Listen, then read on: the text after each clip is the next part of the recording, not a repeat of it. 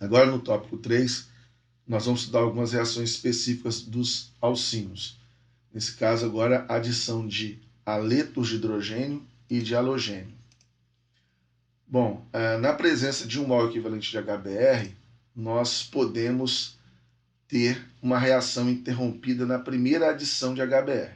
Então, a adição de um haleto de hidrogênio pode ser interrompida após a adição de um equivalente, pois um alcino ele é mais reativo que o alceno halo substituído.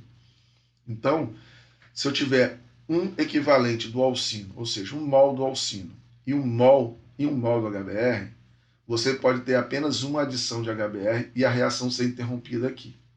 Isso acontece porque o alcino ele é mais reativo do que esse alceno halo substituído que está sendo produzido aqui. Tá certo? Então, esse é o reagente, esse é o intermediário e esse é o produto da reação. Então, agora mesmo nós vamos entender por que esse alceno halo substituído ele é menos reativo do que o alcino. Né? Bom, inicialmente essa reação ela tem dois caminhos. O hidrogênio do HBr pode se adicionar no CH da ponta, formar esse carbocátio vinílico secundário. Ou esse hidrogênio pode se adicionar no carbono do meio, formando esse carbocátio vinílico primário. Como o carbocátio secundário é mais estável que o primário, esse é o caminho preferido. Então leva a esse produto principal. Portanto, essa é uma reação regioseletiva. Então, o que esse bromo faz? Que faz com que esse alqueno halo substituído seja menos reativo do que um alcino. Porque nós já explicamos na aula anterior que um alceno é mais reativo do que um alcino.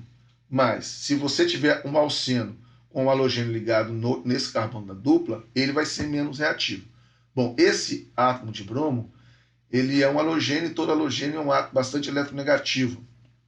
Então, ele atua aqui retirando elétrons por efeito indutivo. Então, a presença do bromo, como retirador de elétrons, ele diminui a densidade eletrônica aqui nessa ligação dupla. Então, faz com que esse alceno seja menos reativo.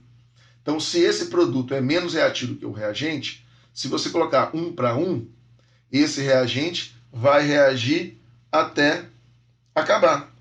E esse composto aqui, como ele é pouco reativo, ele não vai ter como competir com esse alcino aqui. Então você consegue fazer a adição de apenas um mol de HBr num alcino, porque o produto formado ele é menos reativo do que o próprio reagente. Então isso está sendo explicado aqui. O halogênio, então, no caso o bromo, retira elétrons indutivamente, diminuindo o caráter nucleofílico da ligação dupla. Então isso explica porque esse alceno halo substituído é menos reativo do que o alcino. Bom, agora, se um excesso de haleto de hidrogênio estiver presente, uma segunda reação pode ocorrer. Então, depois que você adicionou um HBr, se você adicionar mais HBr, esse hidrogênio se adiciona ao carbono mais hidrogenado da dupla e esse bromo se adiciona aqui, formando então um dialeto geminal, que nesse caso é o 2,2 de bromo butano. Aqui, quando essa reação ocorrer, a ligação π vai se ligar no hidrogênio, e esse hidrogênio preferindo ligar aqui, vai formar esse carbocátion aqui. Esse carbocátion aqui, com o bromo ligado no carbono que tem que está deficiente de elétrons, né, que é o carbono com carga positiva, vai resultar numa reação mais rápida. Porque esse carbocato, resultante da segunda reação, ele é mais estável, pois o bromo pode dividir a carga positiva com o carbono. Então, o que eu falei para vocês é que quando esse hidrogênio entra aqui, você vai ter a formação de um carbocátion aqui nessa posição. Esse bromo ele pode atuar de duas maneiras. No slide anterior, nós explicamos que ele atua como retirador de elétrons, o que diminui a reatividade de um alceno halo substituído. Aqui, já esse bromo, por ter par de elétrons não ligantes, ele pode ajudar a estabilizar essa carga positiva no carbocátion através de doação de elétrons, aqui por ressonância. Tudo bem, esse contribuinte de ressonância não contribui muito para o hidro de ressonância, mas ele ajuda a estabilizar a carga positiva. Portanto, o intermediário formado nessa segunda reação aqui de adição de HBr, ele é um carbocátion mais estável, o que faz com que essa segunda reação seja até mais rápida. Bom, aqui é apenas uma informação de uma teoria. Já que nós dissemos que os carbocátions vinílicos são muito pouco estáveis, né, existe uma teoria que indica que o mecanismo ele deve ocorrer através de um complexo pi intermediário, ou seja, o hidrogênio ele entra aqui formando esse complexo pi e não se forma o carbocátion. Mas isso é uma corrente de alguns pesquisadores que tratam deste estudo desse mecanismo. Então, um cátion vinílico secundário é quase tão estável quanto um cátion primário, ou seja, tem muita baixa estabilidade. Então, alguns pesquisadores imaginam que eles não devem existir nos intermediários, e sim um complexo pi, como está mostrando nessa figura aqui. Mas, de qualquer forma, nós não vamos considerar isso aqui na hora de apresentar os mecanismos da reação. Nós vamos continuar considerando a formação daqueles carbocátions vinílicos, como nós vimos nos exemplos anteriores. Bom, muitas, mas nem todas as reações de adição de alcino, elas são esteroseletivas, como, por exemplo, a adição de HCl no but2ino. Entra o hidrogênio no carbono e o cloro entra do outro lado, formando então o isômero Z, 2-cloro-but2eno. Né? Esse isômero aqui é preferível porque grupos volumosos estão em lados opostos, tá certo? Formando então um alqueno mais estável. Então essa reação aqui ela é esteroseletiva, porque ela poderia formar tanto o isômero Z quanto o isômero E, mas ela prefere formar o isômero Z, que formaria o alqueno, o alceno mais estável. Bom, a adição de um haleto de hidrogênio a um alcino interno forma dois dialetos geminais. Porque aqui, quando o alcino ele é interno, como pente-2ino, você não tem como falar, o hidrogênio vai adicionar aqui ou aqui. A estabilidade dos carbocatos formados seriam as mesmas. Então você vai ter uma mistura dos dois produtos. Ou os hidrogênios se adicionam neste carbono da tripla e os dois cloros se adicionam aqui, formando esse produto que é o 3,3 de cloropentano, ou o contrário, os dois hidrogênios se adicionam aqui, enquanto os dois cloros vão se adicionar aqui, formando 2,2 de cloropentano. Então esses dois compostos irão se formar e você não tem como prever qual deles será formado como produto principal. Agora, se o mesmo grupo estiver ligado a cada um dos carbonos sp do alcino interno, apenas um dialeto geminal será formado. É no caso de você ter uma molécula simétrica, né, como o X3-ino.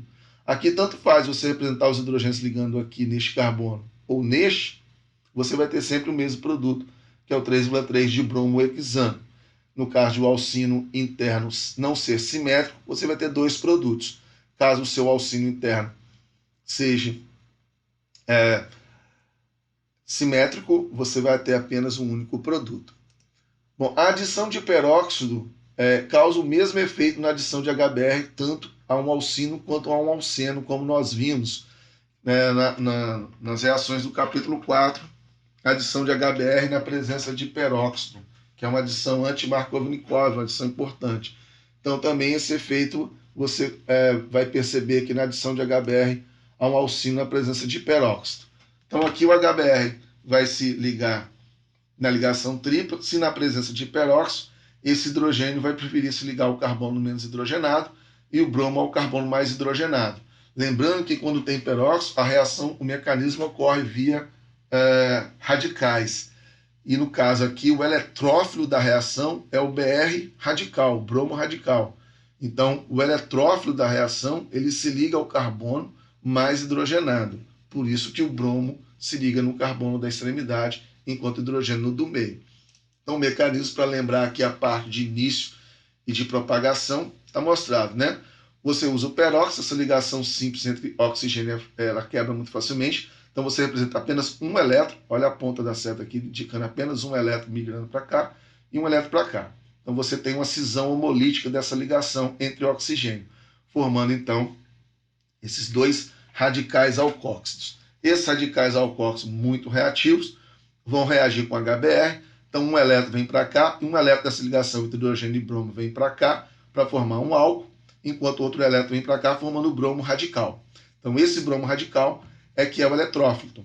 Então esse eletrófilo ele se liga ao carbono da tripla que tem mais hidrogênio preferencialmente. Então um elétron para cá, para mostrar a formação dessa ligação entre o carbono e o bromo, e um elétron π da ligação π vem para cá para formar então esse radical vinílico secundário, que é um radical mais estável do que se fosse um radical primário. Então, esse radical vinílico secundário reage com a molécula de HBr. Então, um elétron vem para cá, um outro elétron vem para cá para formar essa ligação entre o carbono e o hidrogênio, e outro elétron vem para cá para formar o bromo radical. Esse bromo radical reage novamente com a molécula de alcino, que segue essas duas etapas de propagação até que ocorram as etapas de término, que não foi mostrado aqui, mas que vocês viram quais são as etapas de término possível lá no capítulo 4 de alcenos. Bom, a adição de halogênios a alcinos é uma reação bastante simples, né? Na presença de um excesso de halogênio, uma segunda reação de adição, ela pode ocorrer, assim como nós mostramos no caso de excesso de HCl e HBr. Então, se eu tenho uma ligação tripla, eu adiciono cloro, aqui é apenas o solvente, que é o diclorometano.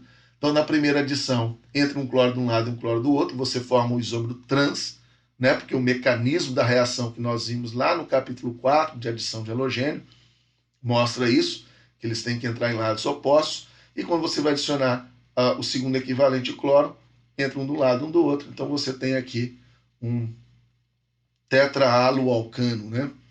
Você pode fazer essa mesma reação com bromo, entra um bromo de um lado e um do outro, novamente forma o isômero trans aqui, e caso você adicione um excesso de bromo, você tem a adição de outros dois bromos na extremidade. Então, as reações de adição de halogênio ao alcino são bastante simples. Terminamos então agora essa aula e até a próxima aula.